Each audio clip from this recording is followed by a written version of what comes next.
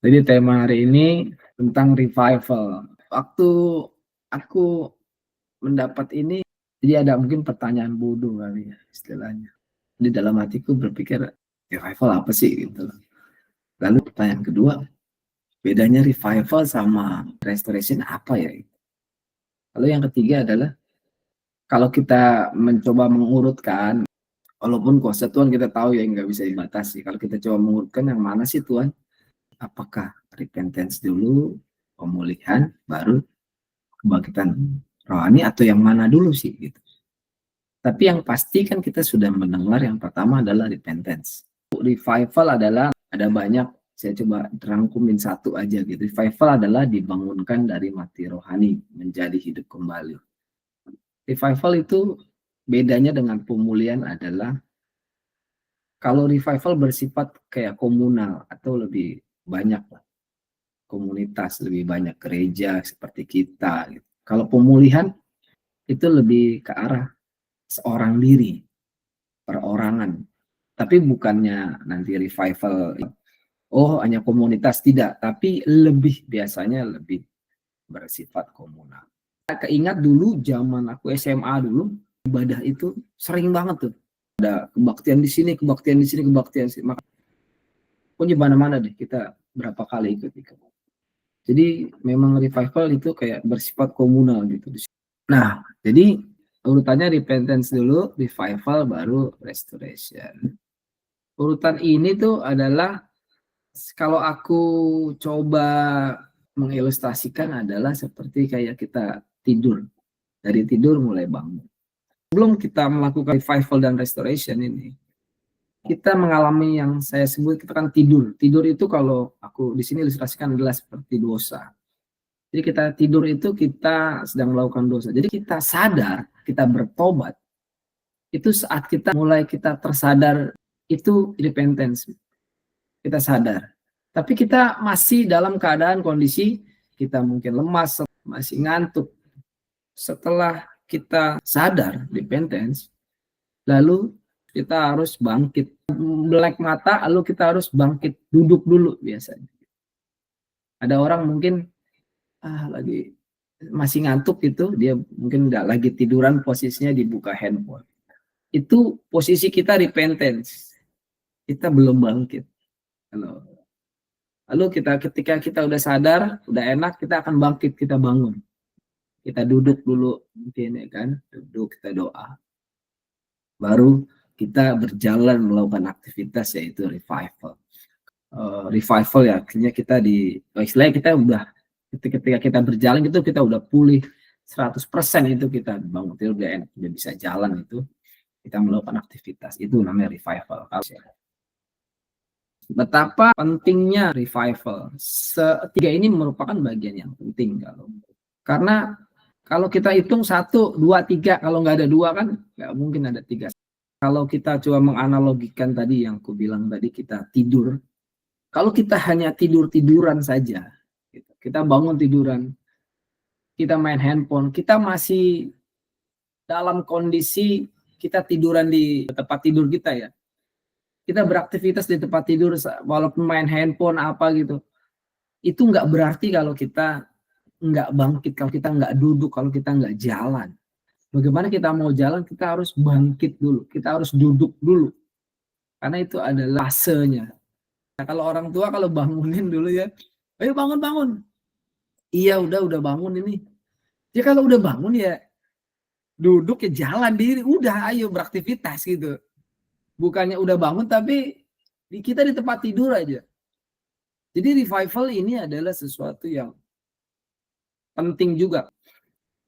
Sama seperti restoration, revival adalah hak atau otoritasnya Tuhan. Jadi ini adalah bagiannya Tuhan memulai di dalam hidup kita. Kita sudah bangun, kita sudah bertobat, lalu kita mulai dibangkitkan. Karena yang tadi dibilang, revival adalah bangunkan dari mati rohani menjadi hidup kembali. Dibangkitkan rohaninya, karena yang mati adalah rohaninya. Orang berdosa itu tidak sadar dia melakukan dosa, atau kadang dia sadar melakukan dosa tapi dia tidak bangkit. Dia masih dalam kondisi mati, rohaninya yang mati. Jadi revival ini berbicara tentang kerohanian kita. Kenapa kita harus mengalami revival? Buat orang yang sudah melalui repentance, pertobatan, harus melalui revival. Ada 4 poin di sini yang aku mau bagikan. Yang pertama, kenapa kita harus mengalami revival? Karena kita baru keluar dari kematian rohani. Kalau kita berpikir seperti orang yang koma saja ya, mengilustrasikan seperti orang yang koma. Ketika dia sadar, dia kondisi tubuhnya secara fisik itu dia lemah, dia lemas. Mungkin seorang yang koma dari merem sampai melek, itu aja dia butuhkan waktu untuk membuka kelopak mata, itu agak berat. Dia lihat mata. Kalau kamu kita bisa bayangkan, kita lihat. Mungkin kita pandang sekeliling, kita lihat sekeliling aja tuh menggerakkan lehernya itu lemas. Udah lemas banget ya. Nggak mungkin bisa koma langsung bangun. Jangankan koma ya, kayak yang tadi aku bilang, bangun tidur aja kita masih lemas. Kita masih dalam kondisi baru bertobat. Kita belum sepenuhnya pulih kembali.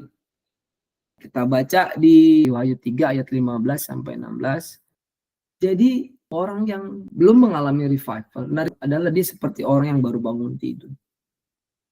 Dibilang hidup, ya hidup. Dia tidak mati, tapi dia tidak beraktivitas. Seperti suam-suam kuku. Dingin tidak, panas tidak. Nanti akan dimuntahkan. Ini kita gunanya salah satu revival. Poin yang kedua, revival memulihkan hubungan kita dengan Tuhan. Aku coba ilustrasikan seperti kita sepasang kekasih atau suami istri. Kayak seperti berantem. Ketika kita berantem, bertengkar dengan pasangan kita, ada hati, ada hubungan yang tidak enak. Mungkin kalau pacaran tidak telepon mungkin selama seharian, 2 hari, 3 hari, atau seminggu. Atau mungkin kalau di rumah tangga mungkin ada suami istri yang ketika bertengkar memilih untuk jangan ketemu dulu. Suami istri yang memilih untuk entah dulu deh, kita jangan berkomunikasi dulu. Kita tenang hati kita. Artinya ketika itu hubungan kita sedang tanda kutip tidak baik-baik saja. Hubungan kita dengan pasangan kita sedang rusak. Perlu ada pemulihan hubungan kita dengan pasangan kita, suami istri, bahkan anak dengan orang tua ya, orang tua dengan anak, atau anak dengan anak, atau mungkin juga teman. Kita harus mengadakan pemulihan hubungan. Begitu juga dengan kita. Kita yang sudah dipisahkan hubungan kita dengan Tuhan, dipisahkan dengan dosa. Dulu ada di traktat ya. Di traktat itu ada gambar-gambar tentang antara Tuhan dengan manusia, itu dipisahkan dengan dosa. Sangat jauh sekali. Jadi ada seperti tebing tinggi ya, ini. Nah, di bawahnya, di tengah-tengah itu jurang. Dipisahkan dengan dosa. Lalu yang slide selanjutnya kedua tuh, jadi ada baru Tuhan itu kita dihubungkan dengan salib di situ. Jadi ini Tuhan, salib, manusia. Kita harus memulihkan hubungan kita lagi tuh. Kita bangkitkan lagi sesuatu atau tanda kutip kebiasaan kita dulu, kita berdoa, kita menyembah Tuhan. Karena komunikasi kita hanya itu, hanya doa, hanya penyembahan lewat firman. Sebenarnya Tuhan berkomunikasi sama kita dalam dosa, masih berkomunikasi. Tapi kita yang sudah tidak bisa mendengar suara Tuhan, yuk kita perbaiki lagi komunikasi kita, hubungan kita dengan Tuhan. Kita baca di Yohanes 4 ayat 24, sama seperti kita berkomunikasi dengan pasangan kita. Bagaimana komunikasi kita yang baik dengan pasangan kita? Ada yang pakai kata sayang, yang, tapi kalau udah marah tuh biasanya udah nggak pakai yang lagi. Komunikasi udah nggak enak gitu. Jadi mungkin kita saat itu kita berdoa, ya berdoa aja udah gitu. Tanpa kita ada penyembahan yang benar, karena Tuhan ini roh dan dia dalam kebenaran, berdoa dalam roh dan kebenaran. Inilah fungsi yang kedua dari revival. Kembali lagi kita seperti dulu, kita menyembah, kita berdoa dalam roh dan kebenaran, karena memang Allah adalah roh dan dia adalah pribadi yang benar. Jadi kita harus menyembah dia dalam roh dan kebenaran, bukan saat seperti kita melakukan dosa. Kita hanya bikin berdoa yang Tuhan Yesus, terima kasih untuk hari ini, mau makan, amin. Enggak untuk sama-sama berdoa, tetapi dengan cara yang berbeda. Yang ketiga adalah membangkitkan panggilan dan tujuan kita. Kita baca dulu di 1 Korintus 10 ayat 31. Di sini saya tulis, revival membuat kita sadar kembali bahwa kita hidup untuk Tuhan, bukan untuk diri sendiri. Mungkin yang dulunya kita tetap melayani Tuhan, kita tetap berdoa. Tapi mungkin pelayanan kita ada tujuan yang berbeda. Mungkin ingin dipuji, ingin dilihat orang. Mungkin ada yang pelayanan karena ya udah, karena dijadwalin. Jadi aktivitas kita untuk Tuhan itu sudah tidak ada lagi, bukan untuk Tuhan, sama seperti kita bekerja. Di sini dibilang lakukanlah semua untuk Tuhan. Even kita makan, kita minum, kita melakukan itu untuk Tuhan. Bahkan kalau saya tulis di sini, ketika kita melakukan dosa, apakah kita melakukan dosa itu kita melakukan untuk Tuhan? Karena di sini dibilang lakukanlah semuanya, semua aktivitas kita untuk Tuhan. Apa seperti ini yang mau kita persembahkan kepada Tuhan? Mari bangkitkan lagi. Revival adalah titik poin kita untuk membangkitkan panggilan dan tujuan kita. Kita harus sadar bahwa yang kita lakukan, even itu hanya makan, kita hanya minum, itu untuk Tuhan. Apalagi kita beraktivitas, kita pelayanan, kita menginjili, atau kita ibadah. Itu semuanya untuk Tuhan, untuk kemuliaan nama Tuhan. Biar nama Tuhan aja yang dipuji, bukan kita. Karena inilah panggilan dan tujuan kita diciptakan untuk kemuliaan Tuhan semuanya. Tuhan menciptakan kita untuk seperti itu, untuk kita menyembah Tuhan, kita memuliakan Tuhan. Selain itu tidak ada lagi. Hanya Tuhan yang dipuji, hanya Tuhan yang ditinggikan. Kita semakin rendah, harus makin berkurang, dia harus makin bertambah. Bahkan nama kita udah nggak ada lagi. Yang kalau kemarin restoration ya, memang benar-benar nunduk kita. Udah, ayo kita bangkitkan lagi panggilan dan tujuan melewat revival ini. Yang keempat, yang terakhir adalah memberi kekuatan kita untuk melawan tipu muslihat iblis. Kita baca dulu di Efesus 6 ayat 11. Kondisi orang yang baru bertobat setelah mengalami pertobatan cenderung lemah secara rohani. Yang aku bilang tadi, atau kalau ilustrasinya adalah bangun tidur. Itu kita nggak punya kekuatan ketika kita hidup dalam dosa dan baru bertobat. Sebenarnya kita sudah punya senjata ini sebenarnya, kalau kita terusin tadi ke topong keselamatan, itu ada perisai, itu kita punya senjata. Tapi kita tidak mengenakan itu. Orang yang berdosa dia seperti tawanan.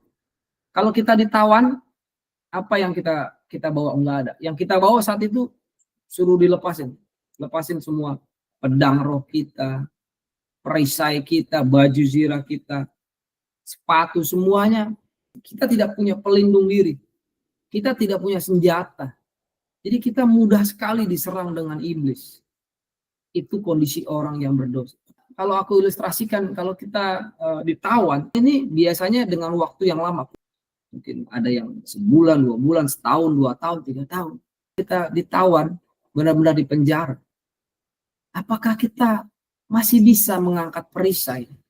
Apakah kita masih bisa membawa pedang kita? Mungkin bisa, tapi kita harus beradaptasi lagi. Adaptasi untuk kita memakai pedang kita, memakai perisai kita. Itu kita bawa pedang di kanan, perisai di kiri, itu berat. Perisai ini kan terbuat dari baja, dia untuk melindungi. Jadi sebelum kita memakai perisai dan pedang kita harus belajar dulu mengangkatnya. Itu aja udah susah. Butuh revival, kekuatan untuk melawan tipu muslihat iblis. Orang yang bertobat cenderung dia berbalik. Dia masih belum kuat. Dia masih tanda kutip ya, baru mulai belajar kembali menggunakan perisai. Masih rentan dengan tipu-tipu muslihat iblis. tanpa kita sadari kita nggak punya senjata untuk melawan itu. Sebenarnya kalau kita punya senjata, kita tinggal bilang aja, iblis nggak ada. Dosa kecil, dosa besar sama. Aku tidak memberikan kamu celah kecil. Maka daripada itu, ini adalah kegunaan kita harus mengalami revival. Memberi kekuatan kita melawan tipu muslihat iblis. Revival sekali lagi, kita harus minta, kita harus berusaha memohon kepada Tuhan.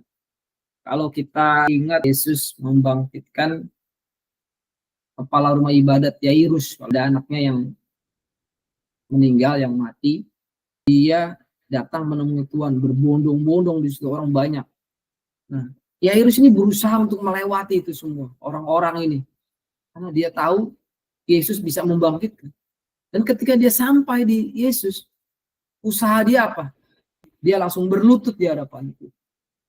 Dia meminta kepada Tuhan untuk menyembuhkan anaknya sakit. Dan ternyata kalau singkatnya, anak itu ternyata sudah mati. Terus Yesus bilang, apa? Jangan takut, percaya saja. Dan akhirnya Yesus bukan hanya menyembuhkan, tapi membangkitkan lebih dahsyat lagi. Artinya, bagaimana kita mengetuk hati Tuhan? Kita berusaha, kita sujud, kita percaya sama Tuhan. Kita mengetuk pintu hati Tuhan, belas kasihan Tuhan untuk Tuhan merevival kita. Roh Kudus merevival kehidupan kita. Jangan berhenti di pertobatan. Kita butuh revival untuk menguatkan kembali, untuk kita hidup kembali. Karena kita saat itu sedang mati, kita harus menghidupkan kembali. Bukan hanya hidup, tapi kita beraktivitas. Artinya kita mempunyai kekuatan untuk melawan tipu muslihat iblis. Karena kalau kita hanya hidup, tanpa kita punya kekuatan, kita nggak bisa melawan tipu muslihat iblis. Lalu kita dengan revival juga kita akan memulihkan hubungan kita dengan Tuhan. Bukan hubungan saja. Ketika hubungan kita sudah dipulihkan, baru panggilan dan tujuan kita menyadari akhirnya semua itu. Bahwa apa yang kita lakukan selama ini kita salah. Seperti itu aja firman Tuhan hari ini. Tuhan Yesus memberkati.